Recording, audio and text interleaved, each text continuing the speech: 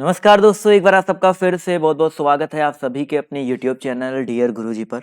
तो गाइस जैसा कि आप सभी को पता है डेली आप सभी की यहाँ पर जो क्लास है चलती है जीके और जीएस की 4:45 पर। तो ये टाइमिंग जो है आप लोग याद रखिएगा 4:45 पर जो है आपकी डेली क्लास चलती है जीके और जीएस की। तो ठीक है, आप सभी लोग यहाँ पर जो लोग जुड़े हैं फटाफट एक बार कमेंट करके बता दीजिए आप लोगों को मेरी आवाज़ जो है क्लियर आ रही है कि नहीं आ रही है। उसके बाद जो हम लोग क्लास को करते हैं स्टार्ट। ठीक है, आई होप सबको आवाज़ यहाँ पर जो है मेरी क्लियर आ रही होगी। तो चलिए स्टार्ट करते हैं इस क्लास को। इसके पहले एक छोटी सी जानकारी आप सभी के साथ शेयर करना चाहूँगा कि जितने लोग यहाँ पर जुड़े हुए हैं मैं जो है अनअकैडमी पे भी एक वेरीफाइड एजुकेटर हूँ। वहाँ पे मेरी 2 से 3 क्लासेस डेली चलती है।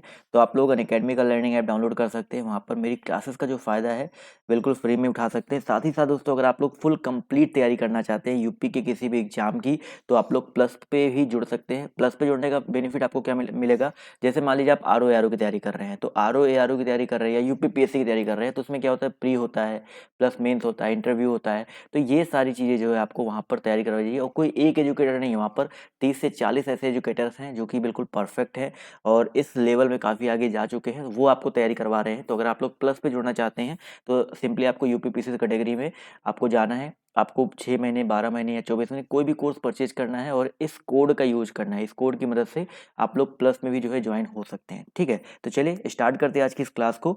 आपको रिलेटेड जो लिंक है नीचे आपको डिस्क्रिप्शन बॉक्स में मिल जाएंगे। तो पहला क्वेश्चन देखिए आज का आपके सामने ये रहा। सभी लोग यहाँ पर जवाब देते हुए चलिएगा। पहला क्वेश्चन क्या कह रहा है, ऋग्वेद का कौन सा मंडल पूर्णतः सोम को समर्पित है? बताइए सर जी, ऋग्वेद का कौन सा मंडल जो है आपका पूर्णतया सोम सोम समझते हैं ना आप लोग, सोम को समर्पित है। तो याद रखिए दोस्तों क्वेश्चन नंबर फर्स्ट का जो करेक्ट आंसर आपको हो जाएगा नौवा मंडल। ठीक है, जब भी आपके पेपर में ये क्वेश्चन आता है तो ये चीज याद रखिएगा, ऋग्वेद का जो आपका नौवा मंडल है आपका सोम को समर्पित है। क्वेश्चन नंबर 3 बोला गया है आपसे यहाँ पर कि भाई साहब निम्नलिखित में से कौन सा क्षेत्र अशोक के साम्राज्य में सम्मिलित नहीं है? बताइए सभी लोग, अशोक के साम्राज्य में कौन सा क्षेत्र जो है आपका सम्मिलित नहीं है? तो साथियों याद रखिएगा यहाँ पर जो करेक्ट आंसर आपको हो जाएगा श्रीलंका। बहुत इंपॉर्टेंट है, सभी लोग यहाँ पर याद रखेंगे। जो श्रीलंका है वो अशोक साम्राज्य में सम्मिलित नहीं है। अगला क्वेश्चन देखिए आपसे यहाँ पर क्या बोला गया, ध्यान से देखिएगा। पूछा गया कि गुप्त युग में भूमि राजस्व की दर क्या थी? इस क्वेश्चन का सभी लोग जवाब देते हुए चलेंगे। बहुत ही इंपॉर्टेंट क्वेश्चन है। गुप्त युग या गुप्त काल की अगर बात करते हैं तो जो भूमि राजस्व था उसकी दर क्या थी, यानी कि भूमि के लिए जो राजस्व लिया जाता था, कर लिया जाता था, उसकी दर क्या थी? तो साथियों याद रखिएगा यहाँ पर उपज, जितनी भी उपज होती थी उसका 1/4 भाग। ठीक है, जितनी भी उपज होती थी उसकी 1/4 भाग जो है भूमि राजस्व में जाती थी। अगला क्वेश्चन देखिए आपसे यहाँ पर क्या पूछा गया है, तजक माफ कीजिएगा। पूछा गया है तबकात ए नासरी के लेखक कौन है? वेरी इंपॉर्टेंट, इसको स्टार कर लीजिएगा भाई। तजकात ए नासरी के जो लेखक हैं आपके कौन है? क्वेश्चन नंबर 5 है, सभी लोग यहाँ पर जवाब देते हुए चलेंगे। तो साथियों याद रखिएगा तबकात ए नासरी की अगर हम बात करते हैं तो इसके लेखक मिन्हास उस सिराज। ठीक है, मिन्हास, कई बार ये आपको पहले भी बताया जा चुका है। मिन्हास उस सिराज, ऑप्शन नंबर जो इसका सी है यहाँ पर बिल्कुल करेक्ट हो जाएगा। अगला क्वेश्चन देखिए आपसे यहाँ पर क्या पूछा गया है, अलाई दरवाजा का निर्माण जो है किस सुल्तान ने करवाया था? क्वेश्चन नंबर 6 है, इसका जवाब देते हुए चलेंगे। अलाई दरवाजा का जो निर्माण है वो किस सुल्तान ने कराया था? क्वेश्चन नंबर 6 जवाब देखिए आना शुरू हो गया है। तो साथियों याद रखिएगा अलाई दरवाजा, ये वेरी इंपॉर्टेंट क्वेश्चन है, शायद आपका 2019 से 2020 में पेपर में आपका आ चुका है। तो अलाउद्दीन खिलजी, अलाई से अलाउ, ये चीज़ याद रखिएगा। पेपर में ये क्वेश्चन बहुत बार पूछा जा चुका है, तो ये चीज़ जो है आप लोग दिमाग में रखिएगा। ठीक है, जितने लोग यहाँ पर जुड़े हैं फटाफट वीडियो को यार लाइक जो है करते हुए चलो। ठीक है, अलाई दरवाजा कभी कभी ये भी पूछा जाता है कहाँ पे स्थित है, तो अलाई दरवाजा जो है आपका एक न्यू दिल्ली में स्थित है, ये भी याद रखिएगा। अगला क्वेश्चन देखिए आपसे यहाँ पर क्या पूछा गया है भाई साहब कि अंग्रेजों ने श्रीरंगपट्टनम की संधि किसके साथ की थी? अंग्रेजों ने श्रीरंगपट्टनम की जो संधि है वो किसके साथ की थी? तो साथियों याद रखिएगा यहाँ पर जो करेक्ट आंसर आपको हो जाएगा, श्रीरंगपट्टनम की जो संधि है वो टीपू सुल्तान, बिल्कुल सही बात है सर, टीपू सुल्तान के साथ किया था। तो ऑप्शन नंबर जो इसका सी दिया गया है यहाँ पर बिल्कुल करेक्ट हो जाएगा। क्लियर है, चलिए भाई बहुत ही अच्छी बात है। जवाब सबके आने चाहिए, जब जवाब आता है तो मजा आता है। ठीक है भाई, श्रीरंगपट्टनम जो है। अगला प्रश्न देखिए आपसे यहाँ पर क्या पूछा गया है कि भाई साहब 1857 ईस्वी का विद्रोह का नेतृत्व जो है दिल्ली में किसने किया था? 8 नंबर प्रश्न है, सभी लोग जवाब देते हुए चलेंगे। 1857 के विद्रोह का नेतृत्व जो है दिल्ली में किसने किया था? 8 नंबर क्वेश्चन जवाब देखिए आना शुरू हो गया है। तो साथियों याद रखिएगा यहाँ पर जो करेक्ट आंसर आपका क्या हो जाएगा, ऑप्शन नंबर डी हो जाएगा, बहादुर शाह जफर। ठीक है, इन्होंने जो है दिल्ली में जो नेतृत्व है इन्होंने किया था, कहाँ पे भाई? दिल्ली में। तात्या टोपे, राजेंद्र प्रसाद, खान बहादुर नहीं होगा। अगला क्वेश्चन देखिए आपसे क्या पूछा गया है कि 1905, सभी लोग जवाब देते हुए चलिए, 1905 ईस्वी में बंगाल विभाजन के समय भारत का वायसराय कौन था? 1905 में बंगाल विभाजन के समय भारत का वायसराय जो है कौन था? सभी लोग इसका जवाब जो है देते हुए चलिए। बहुत ही अच्छा प्रश्न है, 9 नंबर क्वेश्चन है, जवाब देखिए आना शुरू हो गया है। तो याद रखिए दोस्तों, लॉर्ड कर्जन, ठीक है, बंगाल विभाजन के समय भारत का वायसराय कौन था? लॉर्ड कर्जन था। वेरी इजी क्वेश्चन था, बट काफ़ी लोगों ने यहाँ पर देखिए जवाब सही दिया है। तो ऑप्शन नंबर जो इसका बी है यहाँ पर बिल्कुल करेक्ट हो जाएगा। अगला क्वेश्चन देखिए आपसे यहाँ पर क्या पूछा गया है कि पाटलिपुत्र को किस शासक ने सर्वप्रथम अपनी राजधानी बनाई? पाटलिपुत्र को किस शासक ने सबसे पहले जो है अपनी राजधानी बनाई? सभी लोग यहाँ पर जवाब जो है देते हुए चलेंगे। जवाब देखिए यहाँ पर आना शुरू हो गया है। तो भाई क्वेश्चन नंबर अगर हम बात करते हैं 11 के बारे में, तो 11 नंबर क्वेश्चन का जो करेक्ट आंसर है आपका क्या हो जाएगा? बिल्कुल सही बात है सर, यहाँ पर जो करेक्ट आंसर है आपका हो जाएगा चंद्रगुप्त मौर्य ने। ठीक है, पाटलिपुत्र को सबसे पहले जो है चंद्रगुप्त मौर्य ने अपनी राजधानी बनाई। तो ऑप्शन नंबर ए जरूर याद रखिएगा। अगला क्वेश्चन देखिए आपसे यहाँ पर क्या पूछा गया है कि भाई साहब वाई, इसको इसके थोड़ा सा छोटा कर देते हैं जिससे आपको दिखे क्या क्वेश्चन क्या कहना चाह रहा है। दिख रहा है क्वेश्चन सभी को? वायु में प्रदूषक, ध्यान देखिए, वायु में प्रदूषक कार्बन मोनोऑक्साइड यानी कि सीओ की अत्यधिक मात्रा में मोचन से मनुष्य के शरीर में ऑक्सीजन की आपूर्ति में कमी लाने वाली अवस्था उत्पन्न हो सकती है। यह अवस्था किस कारण उत्पन्न होती है? क्वेश्चन समझ गए ना क्या कहना चाह रहा है? आप समझिएगा इसका जो करेक्ट आंसर क्या हो जाएगा। तो भाई सिंपल सी बात है भाई, वायु में जो प्रदूषक कार्बन मोनोऑक्साइड है इसकी अत्यधिक मात्रा होगी तो मोच इसके इससे अधिक मात्रा में क्या हो जाएगा, मनुष्य के शरीर में ऑक्सीजन की आपूर्ति में कमी हो जाएगी। तो सिंपल से यहाँ पर ऑप्शन नंबर बी जितने लोग जवाब दे रहे हैं, अंतर शोषण में ली गई कार्बन मोनोऑक्साइड ऑक्सीजन की तुलना में हीमोग्लोबिन के प्रति कहीं अधिक बंध होता है। ठीक है, तो ऑप्शन नंबर बी याद रखिएगा। डिटेल में पढ़ते हुए चलेंगे, बिल्कुल टेंशन मत लीजिए आप लोग। अगला क्वेश्चन देखिए आपसे यहाँ पर क्या बोला गया है, ध्यान से देखिएगा कि बिहार के किस नेता ने महात्मा गांधी के साथ किसान आंदोलन का नेतृत्व किया था? क्वेश्चन नंबर 13 है, सभी लोग इस प्रश्न का जवाब देते हुए चलेंगे। बिहार के किस नेता ने महात्मा गांधी के साथ किसान आंदोलन का नेतृत्व किया? तो भाई क्वेश्चन नंबर अगर हम बात करते हैं 13 की, तो इसका जो करेक्ट आंसर है आपका क्या हो जाएगा? बिल्कुल सही बात है सर, राजकुमार शुक्ल। ऑप्शन नंबर जो इसका सी दिया गया है राजकुमार शुक्ल, यहाँ पर बिल्कुल करेक्ट हो जाएगा। अगला क्वेश्चन देखिए आपसे यहाँ पर क्या बोला गया है, ध्यान से देखिएगा। पूछा गया कि भारतीय राजनीति में वर्ष 1947 ईस्वी के बाद किस महिला ने सर्वाधिक योगदान दिया? भारतीय राजनीति में 1947 के बाद किस महिला ने सर्वाधिक योगदान दिया? तो साथियों याद रखिएगा इसका जो करेक्ट आंसर है आपका हो जाएगा अरोड़ा आसफ अली। ठीक है भाई, अरोड़ा आसफ अली। तो जितने लोग ऑप्शन नंबर ए जवाब दे रहे हैं अरोड़ा आसफ अली, वो लोग यहाँ पर बिल्कुल करेक्ट हो जाएंगे। अगला क्वेश्चन देखिए आपसे यहाँ पर क्या पूछा गया है कि एक कार की बैटरी में प्रयुक्त विद्युत अपघट्य निम्नलिखित में कौन होता है? एक कार की बैटरी में प्रयुक्त जो विद्युत अपघट्य है वो क्या होता है? आसुत जल, सल्फ्यूरिक अम्ल, नाइट्रिक अम्ल या हाइड्रोक्लोरिक अम्ल? क्वेश्चन नंबर 15 है, जवाब देखिए आना शुरू हो गया है। तो साथियों याद रखिएगा 15 नंबर क्वेश्चन का जो करेक्ट आंसर है आपका क्या हो जाएगा? ऑप्शन नंबर बी हो जाएगा, सल्फ्यूरिक अम्ल। ठीक है, तो जितने लोग यहाँ पर सल्फ्यूरिक अम्ल जवाब दे रहे हैं ऑप्शन नंबर बी, वो लोग यहाँ पर बिल्कुल करेक्ट हो जाएंगे। अगला क्वेश्चन देखिए आपसे यहाँ पर क्या पूछा गया है, दूध किसका एक विशिष्ट उदाहरण है? 16 नंबर प्रश्न है, बताते हुए चलेंगे। दूध जो है किसका एक विशिष्ट उदाहरण है? तो 16 का जो करेक्ट आंसर आपका क्या हो जाएगा दोस्तों? इमल्सन। ठीक है, दूध जो है आपका इमल्सन का एक विशिष्ट उदाहरण है। तो ऑप्शन नंबर जो इसका सी दिया गया है वो यहाँ पर बिल्कुल करेक्ट हो जाएगा। आते हैं क्वेश्चन नंबर 17 पर। तो आपसे पूछा गया है कि निम्नलिखित में से कौन सी गैस ओजोन परत के अवक्षय के लिए उत्तरदायी है? क्वेश्चन नंबर 17 है, सभी लोग इसका जवाब देते हुए चलेंगे। कौन सी गैस जो है ओजोन परत के अवक्षय के लिए उत्तरदायी है? 17 का जो करेक्ट आंसर आपका क्या हो जाएगा दोस्तों?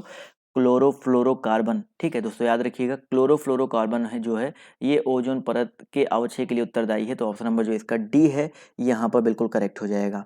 अगला क्वेश्चन देखिए आपसे यहाँ पर क्या बोला गया है कि भाई साहब निम्नलिखित में से किस खनिज द्वारा लोहा प्राप्त किया जाता है? निम्नलिखित में से किस खनिज के द्वारा लोहा प्राप्त किया जाता है? सभी लोग यहाँ पर जवाब देते हुए चलेंगे। तो इसका जो करेक्ट आंसर आपका क्या हो जाएगा? जवाब देखिए यहाँ पर आना शुरू हो गया है। तो भाई क्वेश्चन नंबर 8 का जो करेक्ट आंसर है आपका क्या हो सकता है? 8 नंबर क्वेश्चन की अगर हम बात सॉरी 18 नंबर क्वेश्चन की अगर हम बात करते हैं तो यहाँ पर हेमेटाइट, याद रखिए दोस्तों, हेमेटाइट जो है लोहा प्राप्त किया जाता है। तो ऑप्शन नंबर जो इसका डी है यहाँ पर बिल्कुल करेक्ट हो जाएगा। अगला क्वेश्चन देखिए आपसे यहाँ पर क्या बोला गया है, ध्यान से देखिएगा। क्वेश्चन अगर हम बात करते हैं 19 की, तो विटामिन सी का रासायनिक नाम क्या है? सबको पता चलेगा भाई, कोरोना काल में तो विटामिन सी के बारे में सबको आइडिया लग ही गया होगा, बट फिर से जवाब देते हुए चलेंगे सर। तो भाई विटामिन सी का रासायनिक नाम जो है एस्कॉर्बिक अम्ल या साइट्रिक अम्ल या टार्टेरिक अम्ल या थायमीन है। तो बिल्कुल सही जवाब आ रहा है सर। यहाँ पर जो करेक्ट आंसर आपको हो जाएगा एस्कॉर्बिक अम्ल। ठीक है भाई, विटामिन सी का रासायनिक नाम। चलिए बहुत ही अच्छी बात है। अच्छा, विटामिन सी तो समझ में आ गया सर। अगर हम बात करते हैं और सर यहाँ पर विटामिन सी हो गया, विटामिन के हो गया, तो जितने भी रासायनिक नाम है इसके लेकर मैंने एक ट्रिक भी बना रखी है। तो याद रखिएगा इसके ट्रिक को भी आप लोग जो है याद कर लीजिएगा। क्लियर है? चलिए बहुत ही अच्छी बात है। साइट्रिक अम्ल अलग चीज़ होता है, अगले क्वेश्चन की तरफ बढ़ते हैं। तो अगला क्वेश्चन देखिए आपसे यहाँ पर क्या बोला गया है, ध्यान से देखिएगा। क्वेश्चन नंबर हम बात करते हैं 19 के बारे में, 20 के बारे में। तो निम्नलिखित में से कौन सा अम्ल सिरके में उपस्थित है? अब देखिए पिछले वाले क्वेश्चन से ही रिलेटेड है। उसमें एस्कॉर्बिक अम्ल जवाब दिया था, वो विटामिन सी में होता है। और सिरके में अगर आपसे पूछा जाए क्या उपस्थित होता है, तो यहाँ सिरके में आपका क्या हो जाएगा दोस्तों, एसिटिक हो जाएगा। ठीक है, एसिटिक एसिड होता है। ऑप्शन नंबर जो इसका बी दिया गया है यहाँ पर बिल्कुल करेक्ट हो जाएगा। चलिए आते हैं अगले क्वेश्चन की तरफ। अगला क्वेश्चन देखिए आपसे यहाँ पर क्या पूछा गया, ध्यान से देखिएगा। क्वेश्चन नंबर हम बात करते हैं किसके बारे में भाई, क्वेश्चन नंबर हम बात करते हैं 20 के बाद 21 के बारे में। तो पूछा गया है आपसे यहाँ पर कि भाई निम्नलिखित में से किस में कार्बन नहीं है। 21 बताते हुए चलेंगे सर, कार्बन जो है किस में नहीं है। 21 नंबर क्वेश्चन है, जवाब देखिए आना शुरू हो गया है। तो साथियों याद रखिएगा, कार्बन की अगर हम बात करते हैं तो यहाँ पर हीरा, ग्रेफाइट, कोयला, भाई तीनों कार्बन के अपर रूप है। तो यहाँ पर ऑप्शन नंबर डी करेक्ट हो जाएगा। भाई तीनों में कार्बन होता है, ऑब्वियस सी बात है। ऑप्शन नंबर जो इसका डी है यहाँ पर बिल्कुल करेक्ट हो जाएगा। ठीक है, अगला क्वेश्चन देखिए आपसे यहाँ पर क्या बोला गया है, ध्यान से देखिएगा कि भाई साहब सर सीवी रमन को भौतिकी का नोबेल पुरस्कार कब प्राप्त हुआ था? सर सीवी रमन को भौतिकी का नोबेल पुरस्कार जो है कब प्राप्त हुआ था? कई बार एक क्वेश्चन आपके पेपर में आ चुका है। तो भैया इसका जो करेक्ट आंसर है आपका क्या हो जाएगा? बिल्कुल सही बात सर, क्वेश्चन नंबर 22 का जो करेक्ट आंसर है आपका हो जाएगा 1930 ईस्वी में। तो ऑप्शन नंबर जो इसका बी है वो यहाँ पर बिल्कुल करेक्ट हो जाएगा। अगला क्वेश्चन देखिए आपसे यहाँ पर क्या पूछा गया है कि भाई प्लास्टर ऑफ पेरिस का सूत्र क्या है? क्वेश्चन नंबर 23 है, इसका जवाब देते हुए चलेंगे। प्लास्टर ऑफ पेरिस, इसका सूत्र जो है क्या होता है? ये भी इंपॉर्टेंट क्वेश्चन है, सभी लोग प्रयास करते हुए चलिए। तो दोस्तों याद रखिएगा, इसका जो करेक्ट आंसर आपका हो जाएगा CaSO4.1/2H2O। काफ़ी लोग जवाब दे रहे हैं, कुछ लोग के डी जवाब आ रहे हैं, कुछ लोग के बी जवाब आ रहे हैं। तो यहाँ पर ऑप्शन नंबर जो इसका डी दिया गया है। ठीक है भाई, ऑप्शन नंबर डी जो है करेक्ट हो जाएगा, प्लास्टर ऑफ पेरिस। चलिए बहुत ही अच्छी बात है, बहुत ही इंपॉर्टेंट क्वेश्चन है, कई बार पेपर में आपके यहाँ पर पूछा जा चुका है। अगला क्वेश्चन देखिए आपसे यहाँ पर क्या पूछा गया है कि भाई ध्वनि का वायु में वेग अनुमानतः कितना होता है? वायु का वेग पूछा गया, वो भी ध्वनि का वेग पूछा गया, वो भी वायु में। जवाब देते हुए सभी लोग चलेंगे और बहुत ही अच्छी बात है, काफ़ी लोग के जवाब देखिए यहाँ पर सही आ रहे हैं। तो जो ध्वनि का वेग होता है वो आपका 332 मीटर पर सेकंड के आसपास होता है, बट यहाँ पर 330 ऑप्शन में है, तो अनुमानतः इस पर टिक कर देंगे। क्लियर है। अगला क्वेश्चन देखिए आपसे यहाँ पर क्या पूछा गया है, ध्यान से समझिएगा। क्वेश्चन नंबर हम बात करते हैं 25 की। तो स्टील की कठोरता प्रदान करने के लिए किसकी मात्रा बढ़ाई जाती है? स्टील की को कठोरता प्रदान करने के लिए किसकी मात्रा जो है बढ़ाई जाती है? तो भाई सिंपल सी बात है, कठोरता बढ़ाना है तो क्रोमियम, जितना ज़्यादा क्रोमियम होगा वो आपका उतना कठोर होगा। तो ऑप्शन नंबर जो इसका डी दिया गया है यहाँ पर बिल्कुल करेक्ट हो जाएगा। चलिए अगला क्वेश्चन देखिए आपसे यहाँ पर क्या पूछा गया, ध्यान से देखिएगा। क्वेश्चन नंबर 26 की बात करते हैं। तो प्रकाश विकरणों की प्रकृति किसके समान होती है? प्रकाश विकरणों की जो प्रकृति है वो किसके समान होती है? सभी लोग इसका जवाब देते हुए चलेंगे। क्वेश्चन नंबर 26 है, तो इसका जो करेक्ट आंसर आपका क्या हो जाएगा? तो बिल्कुल सही बात है सर, प्रकाश जो विकर्ण होते हैं उनकी प्रकृति तरंग तथा कण इन दोनों के समान होती है। तो ऑप्शन ये वो तरंग के रूप में भी कार्य करते हैं, या उनके जो गुण होते हैं तरंग जैसी भी होती है, कण जैसे भी वो कार्य करते हैं। अगला क्वेश्चन देखिए आपसे यहाँ पर क्या पूछा गया है कि भाई इस भारतीय संविधान के लागू होने के समय इसमें कितने अनुच्छेद थे? जब भाई भारतीय संविधान लागू हुआ था उसमें कितने अनुच्छेद थे? फटाफट जवाब देते हुए चलेंगे। बहुत ही अच्छी बात है, जवाब देखिए यहाँ पर आना शुरू हो गया है। तो बिल्कुल सही बात है, जब लागू हुआ था तो तब के समय में टोटल आपके जो अनुच्छेद थे उनकी संख्या थी 395। ठीक है भाई, 395 थी। तो बिल्कुल सही बात है सर, ऑप्शन नंबर जो इसका बी है यहाँ पर ये बिल्कुल करेक्ट हो जाएगा। क्लियर है। चलिए भाई, अभी तक कभी कभी पूछा था अभी तक कुल कितने अमेंडमेंट्स हो चुके हैं, कितने संविधान संशोधन हो चुके हैं? तो अभी तक 104 हो चुके हैं। ये चीज़ पेपर में आपके आ सकता है, कई बार ये आपके पेपर में इस तरह पूछा जाता है, तो ये चीज़ याद रखिए। और लास्ट जो अमेंडमेंट हुआ था वो आपका 25 जनवरी 2020, 25 जनवरी 2020 यानी कि फोर्थ जो लास्ट अमेंडमेंट अभी एक साल पहले हुआ था, आज के जस्ट एक साल पहले हुआ था। तो ये चीज़ याद रखिएगा। अगला क्वेश्चन देखा जाए, अगला क्वेश्चन देखिए आपसे यहाँ पर क्या पूछा गया, ध्यान से देखिएगा। अच्छा कुछ लोग कह रहे हैं सर जी चलिए अभी भी 395 ही है। अगला प्रश्न देखिए आपसे क्या पूछा गया है कि भारतीय संविधान ने केंद्रीय सरकार की अधिशासी शक्तियों को किसमें निहित किया है? क्वेश्चन नंबर 28 है, इसका जवाब देते हुए चलेंगे। 28 का जो करेक्ट आंसर आपका क्या हो जाएगा? तो भाई केंद्रीय सरकार की अधिशासी शक्तियों को सिंपल सी बात है प्रधानमंत्री में। ठीक है, सबको पता होना चाहिए प्रधानमंत्री। ऑप्शन नंबर जो इसका बी है वो यहाँ पर बिल्कुल करेक्ट हो जाएगा। अगला क्वेश्चन देखिए आपसे यहाँ पर क्या बोला गया है कि भाई साहब सामान्य रूप से भारत के प्रधानमंत्री किसके सदस्य होते हैं? सामान्य रूप से भारत के जो प्रधानमंत्री है वो आपके किसके सदस्य होते हैं? तो साथियों याद रखिएगा, भारत के जो प्रधानमंत्री होते हैं वो लोकसभा के, ठीक है, लोकसभा के सदस्य होते हैं। ये चीज़ बहुत इंपॉर्टेंट है, याद रखिएगा। अगला क्वेश्चन देखिए आपसे यहाँ पर क्या पूछा गया है कि भाई लोकसभा के कम से कम एक वर्ष में कितने सत्र बुलाए जाते हैं? लोकसभा के कम से कम एक वर्ष में कितने सत्र जो हैं बुलाए जाते हैं? 30 नंबर प्रश्न है, जवाब देखिए आना शुरू हो गया है। तो याद रखिए दोस्तों, कम से कम 2 सत्र, ठीक है। ऑब्वियस सी बात है, ऑप्शन नंबर जो इसका बी दिया गया 2 सत्र यहाँ पर बिल्कुल करेक्ट हो जाएगा। अगला क्वेश्चन देखिए आपसे यहाँ पर क्या पूछा गया, ध्यान से देखिएगा। क्वेश्चन नंबर हम बात करते हैं 31 के बारे में, तो कौन सा राज्य सबसे अधिक प्रतिनिधि लोकसभा में भेजता है? कौन सा राज्य जो है सबसे अधिक प्रतिनिधि जो है लोकसभा में भेजता है? तो यहाँ पर याद रखिए दोस्तों, उत्तर प्रदेश है। लोकसभा की बात हो रही है ना, तो सबसे ज़्यादा यहाँ पर मध्य प्रदेश हो जाएगा, ठीक है। मध्य प्रदेश हो जाएगा, सॉरी, उत्तर प्रदेश में सारी सीटें हैं, तो यहाँ माफ़ कीजिएगा, उत्तर प्रदेश यहाँ पर जो है करेक्ट हो जाएगा। बिल्कुल सही बात है। तो जितने लोग यहाँ पर यूपी जवाब दे रहे हैं ऑप्शन नंबर ए, वो लोग यहाँ पर बिल्कुल करेक्ट हो जाएंगे। अगला क्वेश्चन देखिए आपसे क्या पूछा गया है कि लोकसभा के कार्यकाल को पूरा होने के पहले किसके द्वारा भंग किया जा सकता है? लोकसभा के कार्यकाल को पूरा होने से पहले जो है किसके द्वारा ये भंग किया जा सकता है? तो याद रखिए दोस्तों, प्रधानमंत्री की सिफारिश पर राष्ट्रपति द्वारा, ठीक है। तो यहाँ पर ऑप्शन नंबर जो इसका डी दिया गया है वो यहाँ पर बिल्कुल करेक्ट हो जाएगा। अगला क्वेश्चन सभी लोग जवाब देंगे, बहुत ही इंपॉर्टेंट है कि निम्नलिखित में से कौन सा पारितंत्र या इकोसिस्टम शब्द का सर्वोत्कृष्ट वर्णन है? बताइए सर जी, निम्नलिखित में से कौन सा पारितंत्र यानी कि इकोसिस्टम शब्द का सर्वोत्कृष्ट वर्णन है? तो 33 नंबर क्वेश्चन का जो करेक्ट आंसर है, जवाब देते हुए चलेंगे, तो जीवों का समुदाय अथवा और साथ ही वह पर्यावरण जिसमें वो रहते हैं, ठीक है। तो ऑप्शन नंबर जो इसका सी दिया गया है यहाँ पर, ये बिल्कुल करेक्ट हो जाएगा। अगला क्वेश्चन देखिए आपसे यहाँ पर क्या पूछा गया है कि भाई निम्नलिखित क्षेत्रों में से किस एक में राज्य सरकार का स्थानीय इकाइयों पर नियंत्रण नहीं होता है? 34 नंबर प्रश्न है, सभी लोग जवाब देते हुए चलेंगे। इसका जो करेक्ट आंसर है आपका क्या हो जाएगा? बहुत ही अच्छी बात है, जवाब धीरे धीरे यहाँ पर आने शुरू हो गए। वीडियो अगर पसंद आ रहा हो तो यार एक लाइक तो आप सभी को बनता है, लाइक जो है करते हुए चलेंगे आप लोग।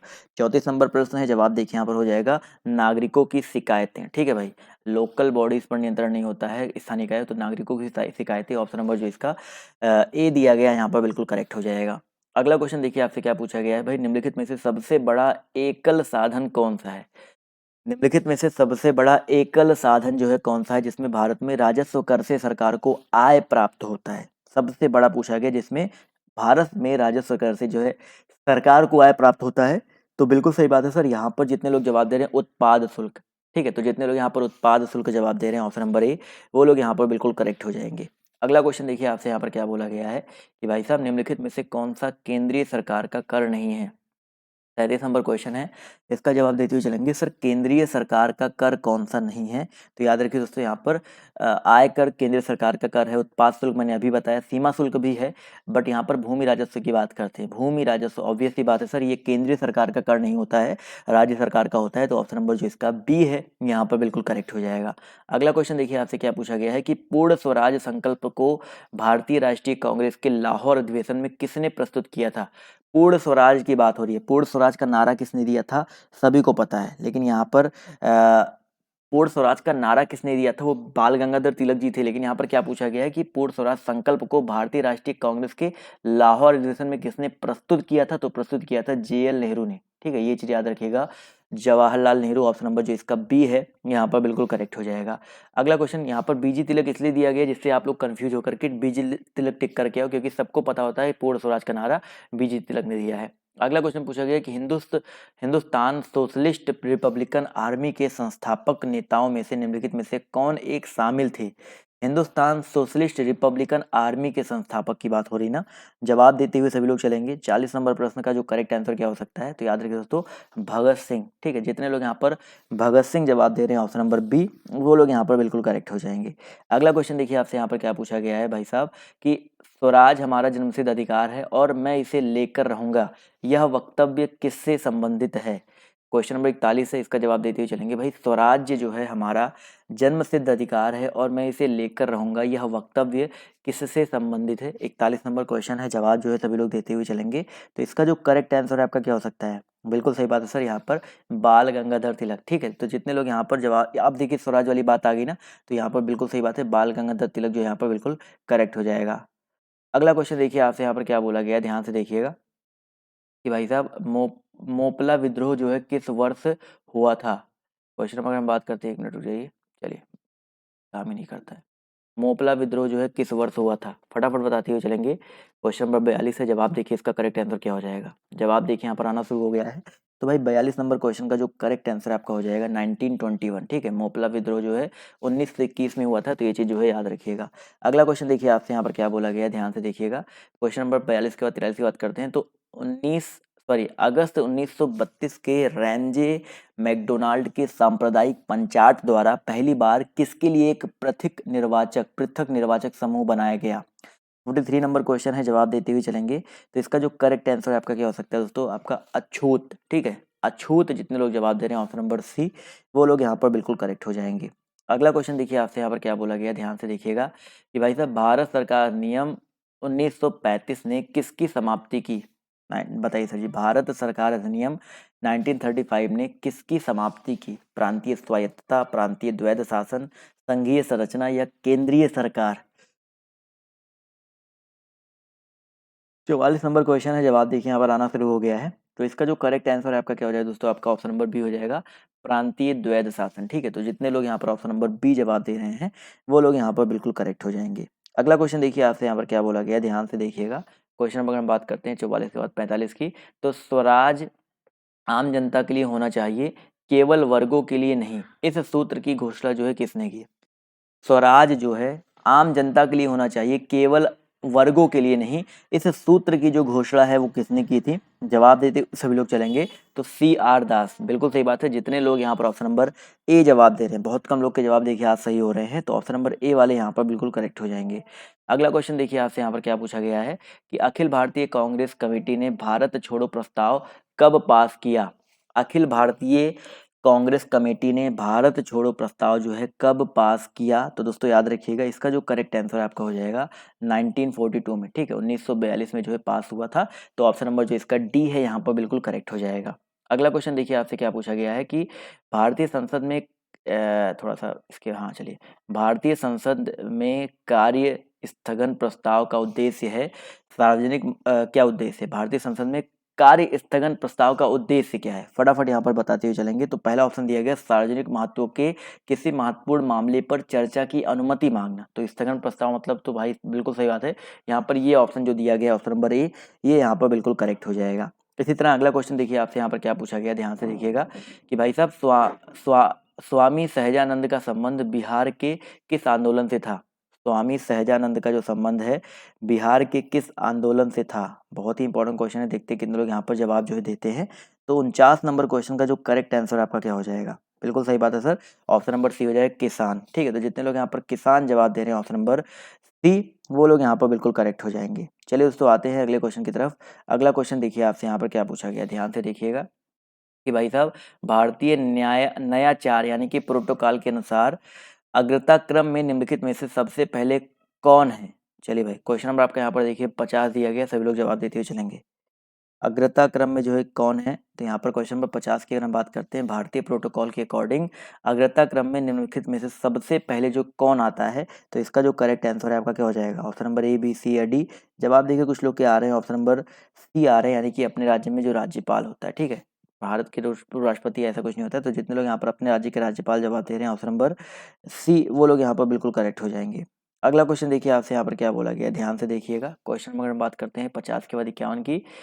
हम बड़ी भूल करेंगे यदि हम बिहार की जनता उनके मंत्रिमंडल को लीग के नेताओं के हिंसक व असभ्य आक्रमणों के आगे असुरक्षित छोड़ देंगे। यह बात 1946 ईस्वी में, बताइए सर किसने कहा था?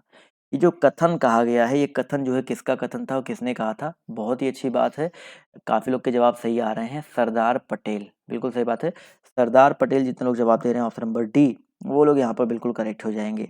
अगला क्वेश्चन देखिए आपसे यहाँ पर क्या बोला गया है कि भाई कांग्रेस सोशलिस्ट पार्टी की पहली बैठक पटना में कब हुई थी? कांग्रेस सोशलिस्ट पार्टी की पहली बैठक जो है पटना में कब हुई थी? 52 नंबर क्वेश्चन है, जवाब देखिए आना शुरू हो गया है। तो साथियों याद रखिएगा क्वेश्चन नंबर 52 का जो करेक्ट आंसर आपका क्या हो जाएगा सर? 1934 में। ठीक है, कांग्रेस सोशलिस्ट पार्टी की पहली बैठक जो आपकी पटना में कब हुई थी? 1934 में हुआ था। तो ऑप्शन नंबर जो इसका बी दिया गया है यहाँ पर बिल्कुल करेक्ट हो जाएगा। चलिए अगला क्वेश्चन देखिए आपसे यहाँ पर क्या पूछा गया, ध्यान से देखिएगा। 52 के बाद आते हैं 53 नंबर क्वेश्चन पर। तो पूछा गया कि भाई बिहार में अलग प्रांत के लिए आंदोलन जिसके परिणाम स्वरूप 1911 ईस्वी में बिहार और उड़ीसा के नए प्रांत का निर्माण हुआ, उसका नेतृत्व किसने किया था? 53 नंबर क्वेश्चन है, सभी लोग यहाँ पर जवाब देते हुए चलेंगे। 53 का जो करेक्ट आंसर आपका क्या हो सकता है? जवाब देखिए यहाँ पर आना शुरू हो गया है। तो 53 नंबर क्वेश्चन की अगर हम बात करते हैं तो याद रखिएगा सच्चिदानंद सिन्हा जी ने, ठीक है। तो ऑप्शन नंबर जो इसका ए दिया गया है यहाँ पर बिल्कुल करेक्ट हो जाएगा। चलिए आते हैं अगले क्वेश्चन पर। तो अगला क्वेश्चन देखिए आपसे यहाँ पर क्या बोला गया है, ध्यान से देखिए। क्वेश्चन नंबर 53 के बाद 54 पर आते हैं। तो पूछा गया है कि जोहान्सबर्ग जो है किसके खनन के लिए विख्यात है? बहुत ही इंपॉर्टेंट क्वेश्चन है, सभी लोग जवाब देते हुए चलेंगे। जोहान्सबर्ग किसके खनन के लिए जो है विख्यात है? तो 54 नंबर क्वेश्चन का जो करेक्ट आंसर आपका हो जाएगा सोने के, स्वर्ण के खनन के लिए जो है विख्यात है। तो ऑप्शन नंबर जो इसका ए है यहाँ पर बिल्कुल करेक्ट हो जाएगा। अगला क्वेश्चन देखिए आपसे यहाँ पर क्या पूछा गया, ध्यान से देखिएगा। क्वेश्चन नंबर हम बात करते हैं 55 के बारे में। तो पूछा गया है पिग्मीज कहाँ के मूल निवासी हैं? क्वेश्चन नंबर 55 है, इसका जवाब देते हुए चलेंगे। पिग्मीज जो है कहाँ के मूल निवासी है? और जितने लोग यहाँ पर जुड़े हुए हैं, ऐप सभी को पता है, डियर गुरुजी करके ऐप है प्ले स्टोर पर। तो आप जल्दी से उसको जा करके डाउनलोड करो और उसी के ऐप वाले स्टोर वाले बॉक्स में आपको हिंदी की बुक मिल जाएगी, फ्री स्टडी मटेरियल मिल जाएगा। तो आप लोग जो है ऐप जो है जरूर डाउनलोड कर लीजिए। तो 55 नंबर क्वेश्चन का जो करेक्ट आंसर आपका क्या हो सकता है? तो याद रखिए दोस्तों, अफ्रीका। पिग्मीज जो है अफ्रीका के मूल निवासी हैं। तो ऑप्शन नंबर जो इसका दिया गया सी, वो यहाँ पर बिल्कुल करेक्ट हो जाएगा। चलिए साथियों आते हैं अगले क्वेश्चन पर। और अगला क्वेश्चन देखिए आपसे यहाँ पर क्या पूछा गया, ध्यान से देखिएगा। क्वेश्चन नंबर 55 के बाद 56 पे आते हैं। तो पूछा गया भारत की सर्वोच्च पर्वत चोटी कौन सी है? भारत का पूछा गया भाई, फटाफट यहाँ पर बताते हुए चलेंगे सर, भारत की सर्वोच्च पर्वत चोटी कौन सी है? तो सभी लोग यहाँ पर याद रखेंगे गाडविन आस्टिन। बहुत ही इंपॉर्टेंट है, कई बार मैं आपको पहले भी बता चुका हूँ, ऐसा नहीं कि पहली बार बता रहा हूँ, पहले भी ये क्वेश्चन आपका हो चुका है। तो ऑप्शन नंबर जो इसका सी है यहाँ पर बिल्कुल करेक्ट हो जाएगा। अगला क्वेश्चन देखिए, आप सभी लोग जवाब देते हुए चलेंगे कि शिवालिक श्रेणी का निर्माण जो है किसमें हुआ था? बताइए सर, शिवालिक श्रेणी का जो निर्माण है किसमें हुआ? सभी लोग यहाँ पर 57 नंबर क्वेश्चन का जवाब जो है देते हुए चलेंगे। इसका जो करेक्ट आंसर आपका क्या हो जाएगा? बहुत ही अच्छी बात है, जवाब देखिए आना शुरू हो गया है। तो याद रखिएगा केनोजोइक, ठीक है। ऑप्शन नंबर जो इसका डी दिया गया केनोजोइक, वो यहाँ पर बिल्कुल करेक्ट हो जाएगा। अगला क्वेश्चन देखिए आपसे यहाँ पर क्या बोला गया, ध्यान से देखिए। क्वेश्चन नंबर हम बात करते हैं 57 के बाद 58 की। तो पूछा गया है कि रेगुर जो है किस मिट्टी का नाम है? क्वेश्चन नंबर 58 है, इसका जवाब देते हुए चलेंगे भाई। रेगुर जो है किस मिट्टी का नाम है? 58 नंबर प्रश्न है, जवाब देखिए आना शुरू हो गया है। तो याद रखिए दोस्तों, रेगुर जो है काली मिट्टी, ठीक है। ऑप्शन नंबर जो इसका बी दिया गया काली मिट्टी, यहाँ पर ये बिल्कुल करेक्ट हो जाएगा। अगला क्वेश्चन देखिए आपसे यहाँ पर क्या बोला गया है कि भाई दक्षिण भारत में प्रवाहित होने वाली किस नदी का थाला सबसे बड़ा है? 60 नंबर क्वेश्चन है, सभी लोग बताते हुए चलेंगे। दक्षिण भारत में प्रवाहित होने वाली किस नदी का थाला जो है सबसे बड़ा है? 60 नंबर क्वेश्चन, जवाब देते हुए सभी लोग चलेंगे। जवाब देखिए 60 का आना शुरू हो गया। बहुत ही अच्छा क्वेश्चन है और जवाब यहाँ पर कुछ लोग के महानदी आ रहे हैं, बट यहाँ पर देखो दक्षिण भारत बोला गया है तो गोदावरी जो है यहाँ पर ज़्यादा करेक्ट हो, ठीक है। जितने लोग गोदावरी जवाब दे रहे हैं वो लोग यहाँ पर बिल्कुल करेक्ट हो जाएंगे। क्लियर है, बहुत ही अच्छी बात है। अगला क्वेश्चन देखिए आपसे यहाँ पर क्या पूछा गया, ध्यान से देखिएगा। क्वेश्चन नंबर 61 पूछा गया कि कावेरी नदी कौन कौन से राज्यों से होकर गुजरती है? 61 नंबर क्वेश्चन है, सभी लोग बताते हुए चलेंगे। कावेरी नदी जो है कौन कौन से राज्यों से होकर के गुजरती है? तो भैया याद रखिएगा, कावेरी नदी जो है आपका एक तो कर्नाटक का हो गया, ठीक है। कर्नाटका 2 ऑप्शन में आ रहा है, एक आपका तमिलनाडु हो गया, ठीक है। गोदावरी कावेरी नदी पूछा गया था, तो यहाँ पर ऑप्शन नंबर जो इसका बी दिया गया है यहाँ पर बिल्कुल करेक्ट हो जाएगा। चलिए भाई अगले प्रश्न का सभी लोग जवाब देंगे भाई। कोंकण रेल जो है किन किन राज्यों से होकर गुजरती है? कोंकण पुराना रिश्ता है भाई। कोंकण रेल जो है किन किन राज्यों से होकर के गुजरती है? चलिए भाई जवाब सभी लोग देते हुए चलेंगे। जवाब देखिए यहाँ पर धीरे धीरे आना शुरू हो गया है। तो भाई इसकी अगर हम बात करते हैं क्वेश्चन नंबर 62 की, तो इसका जो करेक्ट आंसर आपका क्या हो सकता है? महाराष्ट्र, गोवा, कर्नाटक, ठीक है। महाराष्ट्र हो गया, गोवा हो गया, कर्नाटक हो गया। तो ऑप्शन नंबर जितने लोग जवाब दे रहे हैं ए, वो लोग यहाँ पर बिल्कुल करेक्ट हो जाएंगे। क्लियर है, चलिए भाई अगला क्वेश्चन देखिए आपसे यहाँ पर क्या पूछा गया, ध्यान से देखिएगा। क्वेश्चन नंबर हम बात करते हैं 63 के बारे में। तो भाखड़ा नागल परियोजना किन किन राज्यों से संबंधित है? क्वेश्चन नंबर 63 है, सभी लोग इसका जवाब देते हुए चलेंगे। भाखड़ा नागल परियोजना जो है किन किन राज्यों से संबंधित है? 63 जवाब देखिए, भाखड़ा नागल है, यानी कि एक तो पंजाब तो है ही है, साथ ही साथ उसके बगल हरियाणा, उसके बगल राजस्थान। तो यहाँ पर ये तीनों याद रखिएगा। ऑप्शन नंबर जो इसका ए दिया गया है हरियाणा, पंजाब, ये जो है आपका करेक्ट हो जाएगा। अगला क्वेश्चन देखिए आपसे यहाँ पर क्या बोला गया, ध्यान से देखिएगा।